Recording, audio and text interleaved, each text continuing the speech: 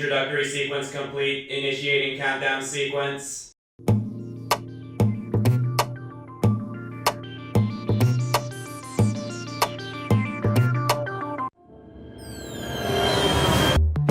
Greetings, fellow organics, the Green Scorpion here with another patron-requested topic. Today, by recommendation of WELSON Watts, we're talking about robots, those marvels of mechanics that let you know you're in science fiction. Frankly, I'm surprised I never covered this topic before. Robots are freaking awesome!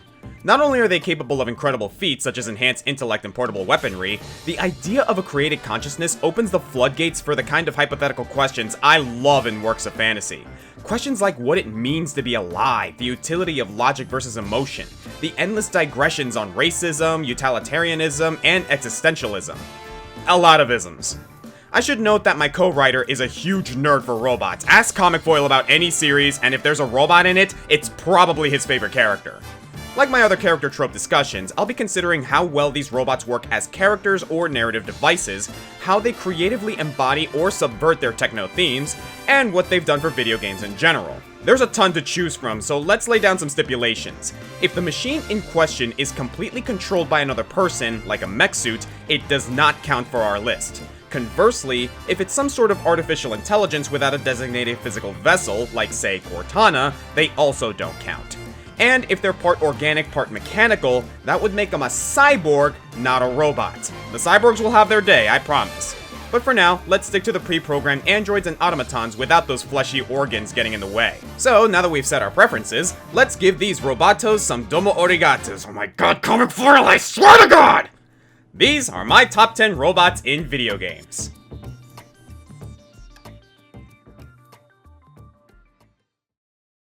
So in case it wasn't obvious already, robots are kind of a big deal in Overwatch. The lore's inciting incident is a war between humans and robots, or Omnics as they're called here. Homicidal robots rebelling against their creators are a standard for the genre, but in this story the crisis has mostly subsided. Civilized Omnics now live independently just like humans, though fear and tension see them treated as second-class citizens. You have your former warbots like Bastion reconsidering their need to fight, and then you have the Shambali, a monastery of machines that have decided that they have souls and no obligation to follow the rules of their programming. Get ready to talk about souls a lot in this countdown, it comes up a lot. From this group comes Zenyatta, whose design marries futurism with Buddhist spiritualism. Seriously, again with the isms. You've seen this kind of symbology before, the bald man levitating in his meditative pose, several arms like Avalokitesvara the Hindu monk. A lot of games have this kind of mystical yogi character with ill-defined powers, but Zenyatta offers a scientific, perhaps more racially sensitive take on this, with prosthetic limbs and magnetic gravity-altering technology. Plus, Zenyatta's just a really cool name. You've got the Zen in there, it sounds like Sunyata, which in Buddhism is the concept of tranquil emptiness, and when you combine it with his teacher Mondata, they make the name of an album by the Police. Plus, it just sounds really sci-fi, and that creativity extends to his playstyle. Zenyatta is a support, attaching beats to his friends and enemies alike to distribute pseudo-spiritual buffs and debuffs. Or he can just pelt you with metal spheres. Seriously, for a supposed pacifist, he hits pretty hard. And if he gets in over his head, he can tap into a transcendent state and ignore all damage for a short time while protecting his allies. As a cosmically minded AI, Zen acknowledges his mortality without stressing too heavily over it. He never gets too heated in battle, and the worst trash talk you'll hear from him is a suggestion that his foes haven't really learned from their mistakes. Ignorance is the sure path to failure. If Overwatch's story was a bigger part of the game itself, I might have more to say, but Zenyatta's way of life as an Omnic representative and ex-pacifist leads to a really interesting take on classic robot tropes, and it runs parallel to his backstory. Zenyatta leaves the Shambali because he thinks their detached teachings aren't helping, and he chooses to take direct action in helping others. Zenyatta's the change he wants to see in the world, like Mahatma Gandhi, just, you know, a robot. Never thought I'd write that sentence.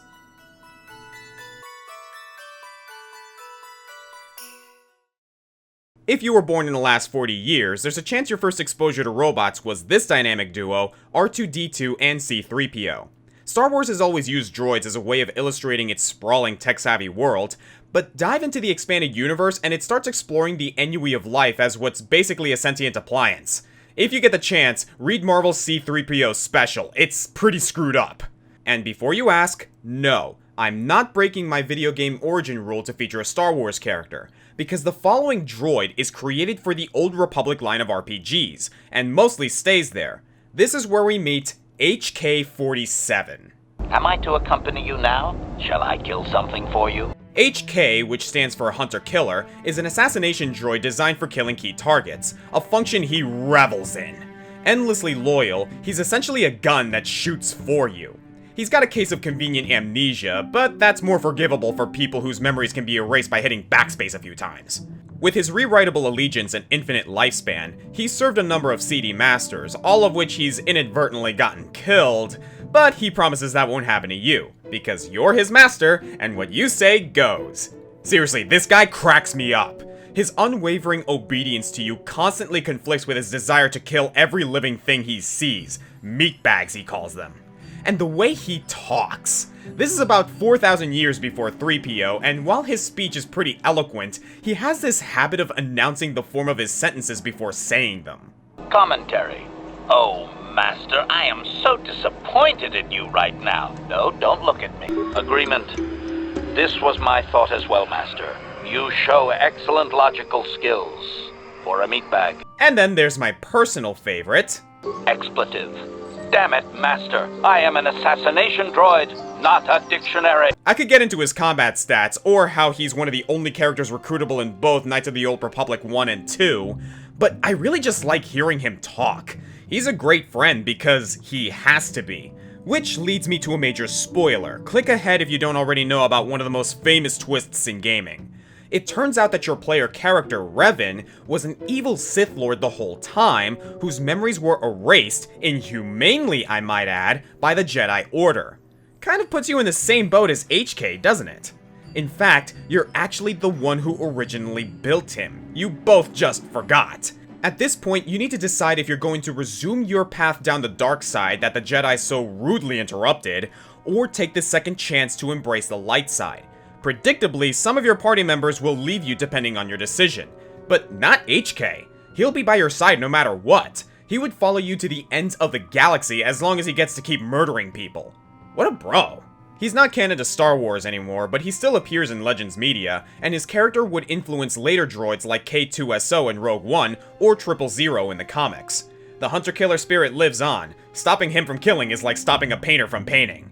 And what HK does with a blaster is nothing short of art. Statement.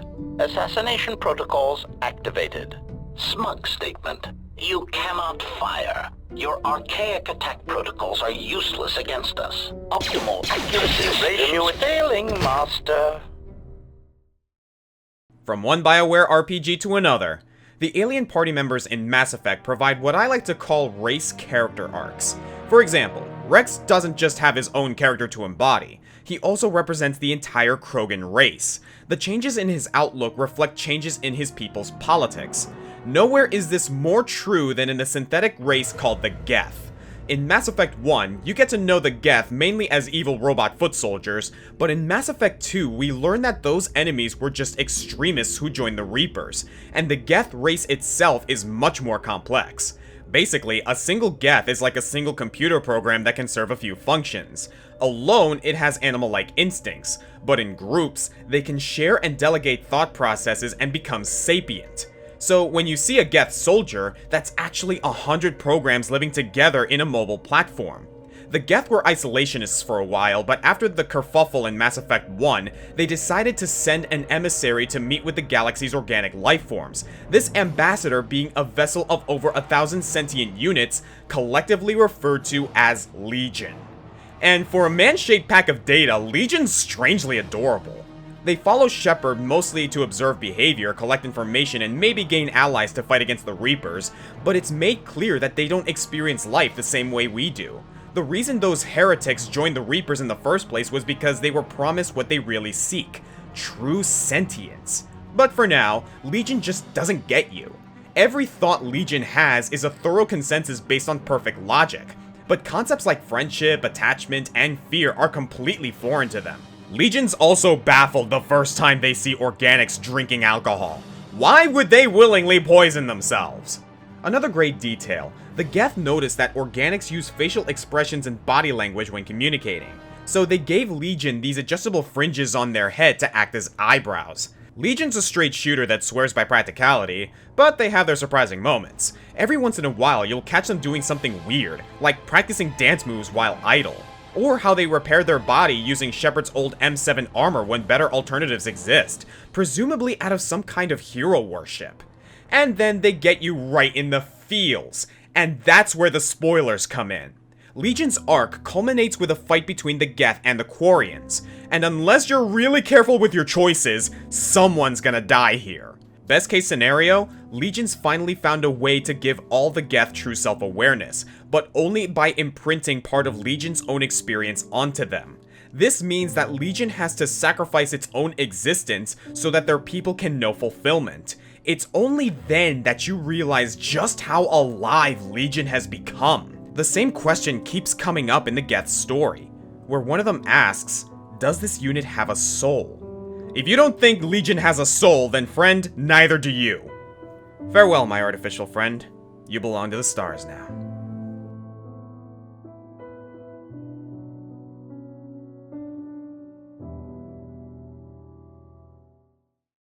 Sometimes I think it'd be easier if I were a robot.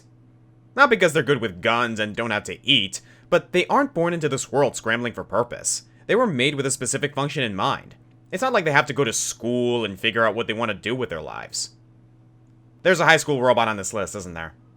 Here we have Aegis from Persona 3, and her life as a teenage robot. The protagonist and his classmates at Gekkoukan High School spend a lot of time fighting shadows in the metaphysical realm of Tartarus, so their allies, the Kojiro group, decided to build an anti-shadow weapon that wouldn't look suspicious in class. She quickly takes a liking to the protagonist, which is no coincidence. Long story short, the protagonist is more important than he knows, so Aegis is designated as his bodyguard. And she's pretty darn good at it. It's certainly different to see a cute girl suddenly fold machine guns out of nowhere. She even has a unique mechanic of overclocking herself to deal more damage, with the downside of having to recuperate afterwards, kind of like a hyper beam situation. She can even use a persona. Since personas usually draw from a person's inner self, you wouldn't expect an android to have one, but naturally Aegis starts gaining some more human characteristics over the course of the game, until she self-actualizes. It's at this time where Aegis starts thinking more about what she wants, not just what her creators made her to do. And with that, her persona evolves from Palladion, a statue of Athena that provides protection in the Iliad, to Athena herself, a goddess of true agency. The writers must have really liked Aegis. In later versions of the game, not only can you romance Aegis, she's the star of her own epilogue chapter. Having faced true heartbreak in the main game's finale, Aegis wants to discard her newfound emotions and go back to her lab, even being haunted by a manifestation of the feeling she wants to suppress. But in the end, she decides to keep going to school and embrace the unknown future. This is why we need robot stories, because in the end, they're actually no different than us. We also struggle between meeting expectations and finding meaning in life. Having a robot just gives us someone cool to watch until, surprise, this is actually an allegory for radical freedom. What else would you expect from Atlas?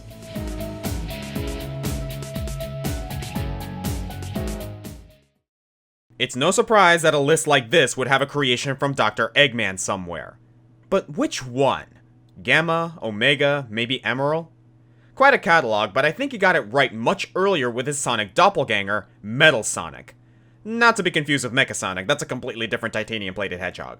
Metal Sonic holds the distinction of being Eggman's evilest invention, a robo-rodent that can match and even exceed the speeds of the Blue Blur, making him the fastest thing not alive. Yeah, so what? He's a soulless, reoccurring mini-boss with no personality, kind of a downgrade from Aegis, right? Maybe, but I always saw something special in Metal. He's the first antagonist in the series to battle Sonic on his own platforming terms, before Silver, Shadow, or even Knuckles. And while he doesn't show a range of emotion, I think it's presumptuous to say that he has no character. I mean, would a faceless robot rage this much when he's losing? I always saw Metal Sonic as a robot that had a mind and free will, but ignored it to focus on his built-in goals. He's like if Aegis didn't self-actualize. He was built to defeat Sonic, and that's all he really wants to do. Every action he takes is in service to that. It's not like he just tries the same thing repeatedly either. Most of the time he'll let Eggman call the shots, but if he sees an opportunity, he'll strike out on his own. He's tried collecting Chaos Emeralds, taking over the world first, and in Sonic Heroes, he gains some T-1000 adaptive technology and overthrows Eggman, hatching his own plot to copy the powers of all of Sonic's friends and become this horrible monstrosity. Dear God, this transformation sequence is over a minute long! But it's the same end goal every time. Prove he's better than Sonic. And the poor guy just can't do it. Accepting his only function traps him with limitations that Sonic always uses to win. Mainly, Sonic has friends and can exploit basic boss patterns. Metal's blind obsession is the reason why he'll never win. And that's kind of sad. Like, look at him in the Sonic Mania short. He's actually overcome with depression.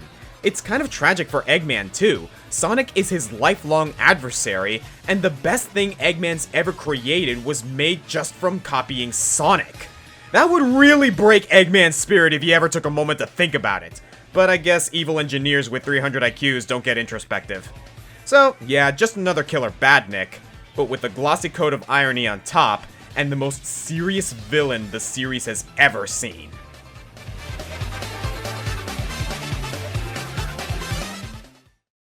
I mentioned before how Mass Effect uses its party members to keep the player invested in its universe's many sentient races. Years earlier, Chrono Trigger was doing a similar thing, except with time periods. This 16-bit RPG has a sprawling story with lore spanning millions of years, but is able to tell these stories pretty efficiently by creating empathetic connections through your team. The poorly named Robo constantly reminds us that the future of this planet sucks. The first time you meet him, he's rusting away in some ruins with a case of the old memory loss, which is why Marley gives him this placeholder name a 2-year-old could have improved, but Robo's a genial fellow who really appreciates you fixing him up and follows your plucky band back to the past. Again, the plot of Chrono Trigger is very streamlined. You won't spend much screen time with Robo questioning his purpose or free will, he's more of a bot of action.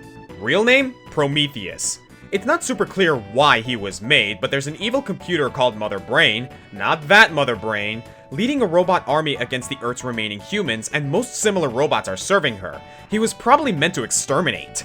But true to his Greek nomenclature, Robo prefers to help humans, not lord above them, and he really pays for that. We see Robo get the grease kicked out of him a lot, mostly by other bots, including his kinda sorta girlfriend Atropos. You know it's a girl because she's pink and wears a ribbon. Oh my god, I love this game!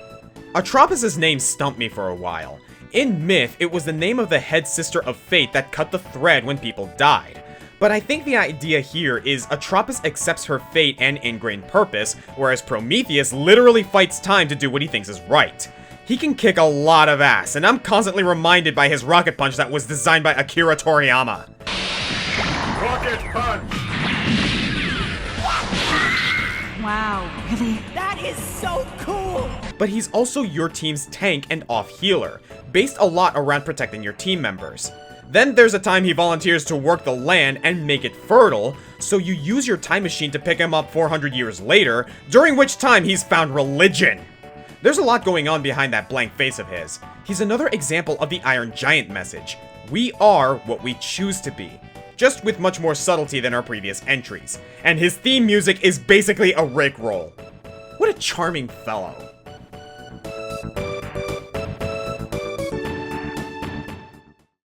I debated about including GLaDOS on this list. We all love GLaDOS, but is she more of an AI or more of a robot? I think of her as more of a disembodied computer voice because that's how she interacts with you for most of the Portal series. She hangs over you, watching, judging, calling you fat. But the two aren't mutually exclusive. She has that dangling body that we see her in most of the time, and Portal 2 puts more emphasis on her dexterous power over the facility. She can alter rooms panel by panel, almost like the whole enrichment center is a robot, and Chell's just a little flea hopping around in it. So I'm gonna count her, and if that bothers you, just pretend she's not here, move everyone up a spot, and put my runner-up Mettaton at number 10.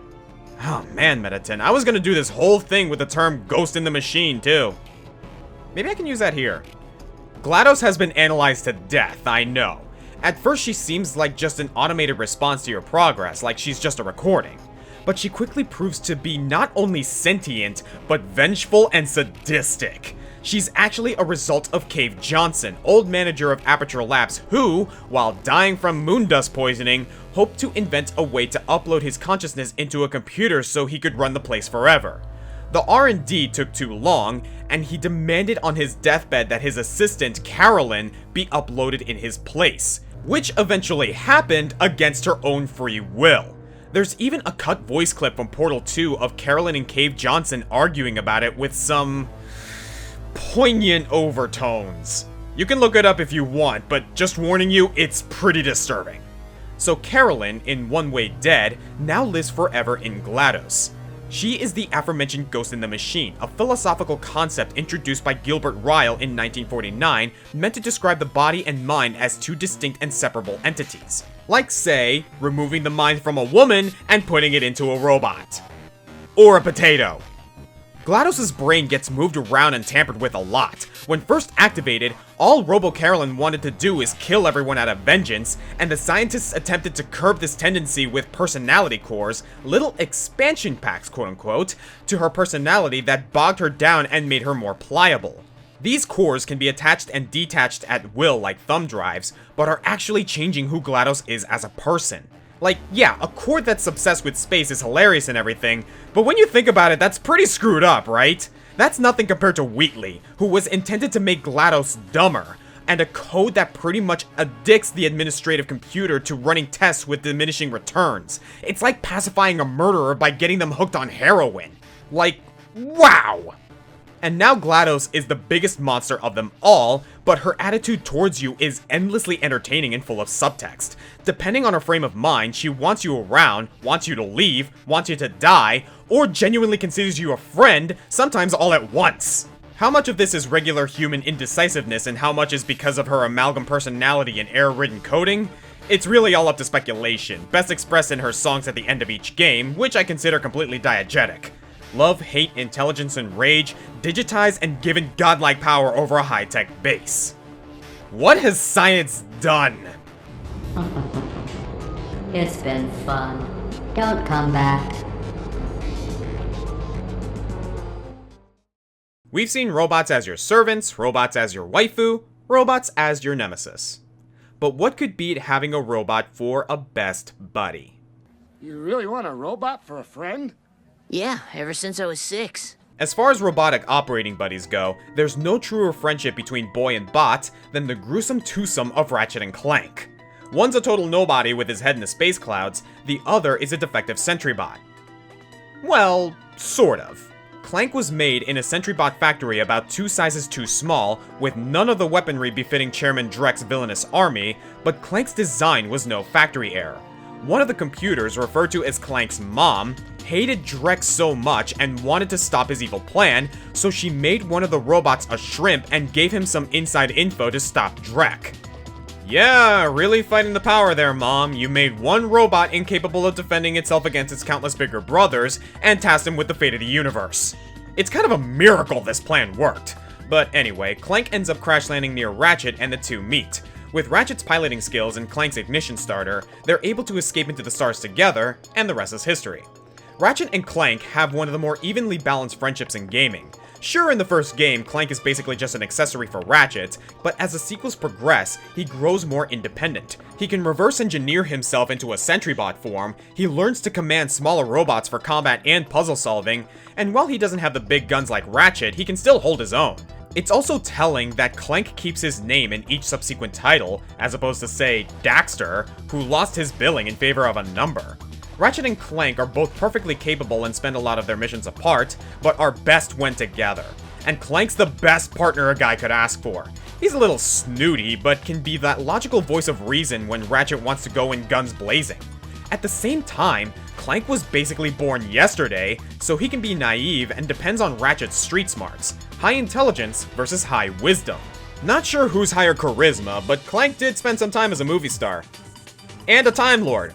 Oh, did I not mention? When Clank was created, a creature named Orvis swooped in and endowed him with the soul of a Zoni, an extraplanar race in charge of protecting time itself. So Clank uses his newfound powers to stop his nemesis, Dr. Nefarious.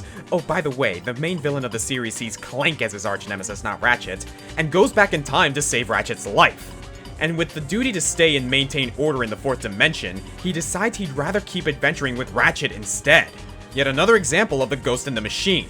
The guy is literally an alien spirit put into an off-model killbot.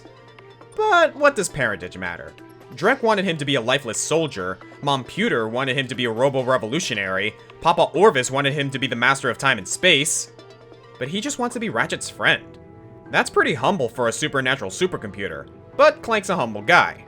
Having a loyal bionic companion is great and all, but isn't it greater knowing that they're here by their own choice? It really warms my heart. And I like to think that it warms Clank's heart too.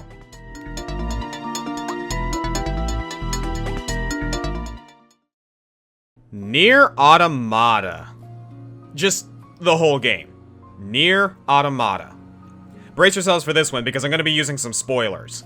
A few years ago, I was writing about NieR in one of my countdowns, thinking it's such a hidden gem, and I hope some more people can get into the series, and now its sequel is the biggest thing since sliced bread, and its title character is crossing over everywhere you look.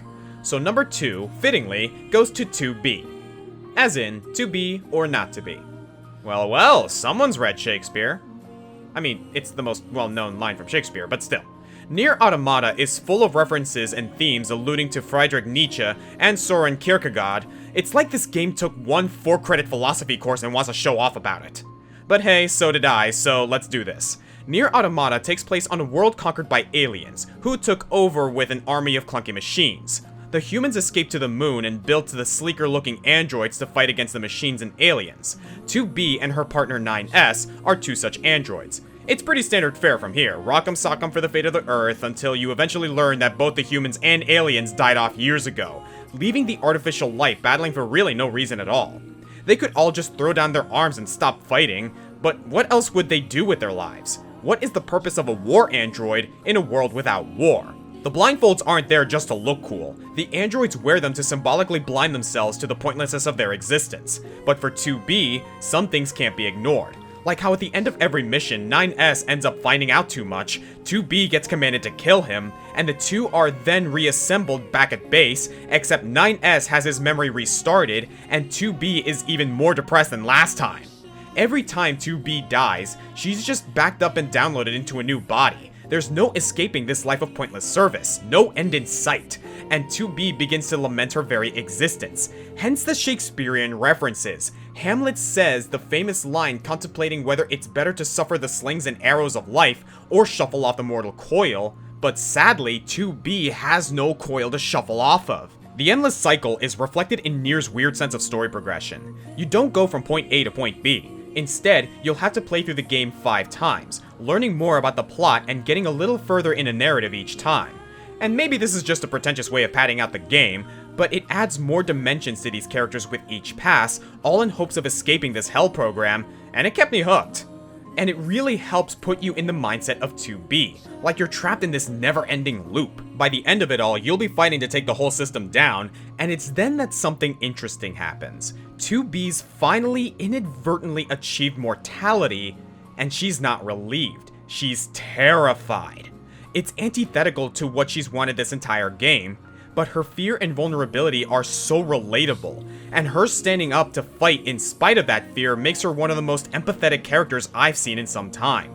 That's just scratching the surface of this game. It wants to be analyzed so badly, and I'm sure other people could give you a better take on it than I could. I recommend Wisecrack, those guys are great. But even without that background, 2B's strong resonance make her well deserving of a recent popularity, and it makes NieR Automata one of the most humanitarian things I've ever seen to not actually feature humans.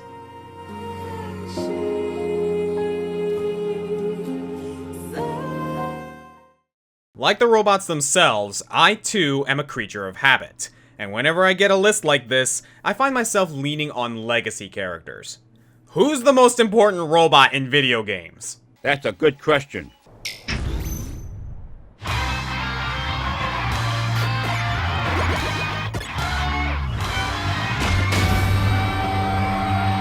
There are other robots from the early years of gaming. You got Rob, an actual robot that helped sell the NES. You got Bomberman, who's a robot sometimes. But when you think of video game robots, you think the super fighting robots. The Blue Bomber, Mega Man. And there's a good reason for that. Not only did his series blaze the trail for action side-scrollers, his design and ethos encapsulate robot as much as Dracula defines vampire or Hayabusa defines ninja. Start with his design. Simple enough that you can easily draw it. You can see him in 8-bit and still know exactly what this guy would look like. Don't know why the box artist and Captain N didn't understand that, but okay, the 80s were weird. And even with his Caucasian-colored skin and expressive face, you can still look at him and say, yeah, that's a robot. Clearly inspired by Astro Boy, who in turn is heavily inspired by Pinocchio, Mega Man tells a similar story of an artificial child. Dr. Thomas Light wanted to make an artificial being that would behave like a human, and that miracle of engineering was Rock. Well, first it was Blues, who ran away and became Proto-Man, but then it was Rock, and then his sister Roll, and for the record, yes, I'm well aware of the pun, and Dr. Light adopted them both as his children. That technology would then be used to make the robot masters that could apply this advanced reasoning to the workforce, but when Light's rival, Dr. Wily, brainwashed them to do evil, Rock volunteered to undergo a combat-centric redesign and become Mega Man.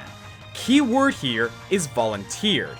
See, later the first Mega Man X game will claim that X was created as the first robot to have free will, but I say that's a load of crap. Mega Man is clearly making his own choices here.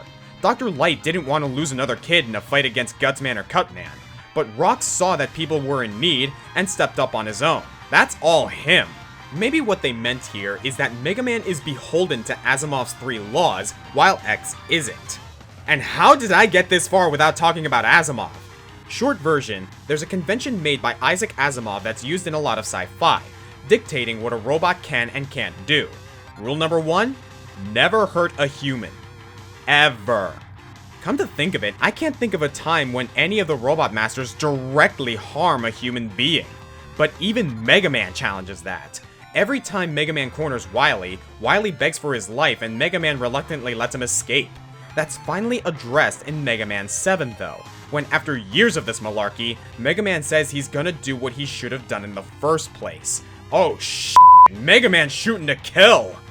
But he doesn't get the chance. And after that, Mega Man comes to regret that decision and never threatens the death penalty again, even helping Wily out in Mega Man 10 when he catches his own terrorist disease.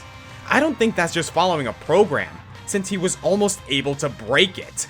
That's just Mega Man following his own beliefs. He's always been about peace. He always tries to talk down his opponents before fighting. It was his hatred of violence that spurred him to become Mega Man in the first place. So, ironically, he's the ultimate fighting robot, adapting his body to copy any weapon he finds and systematically taking down all opponents, but he does it because he truly believes that one day, there'll be harmony between humans and robots. Which, sorry man, I've looked ahead in the timeline, it only gets worse. But even despite that, Mega Man serves as the basis for 7 whole franchises based around the relation of man and machine. And I know a lot of you would like to see Zero. Yes, he's awesome, coolest character in the series by far, but for his legacy and his surprisingly well-defined character, I'm giving the top spot to Mega Man. It's not his programming that defines him, it's his heart. And to me, startling relatability. Because aren't we all just trying to do what we think is right? Maybe that's how we're built. Or maybe that's a conscious decision on our part, challenging the nature of our own creation. That's what these characters are for me. Maybe they like their original intent. Maybe they challenge it. Maybe they wallow in it. But they're all on that journey, just like us, trying to figure out what they want to be. And that's a story I can get behind. I'm the Green Scorpion, and my origin function may have been to get good grades and earn a living, but I also want to be the guy who makes fun and interesting videos for all my friends out there. Let's just hope I never get deactivated for it.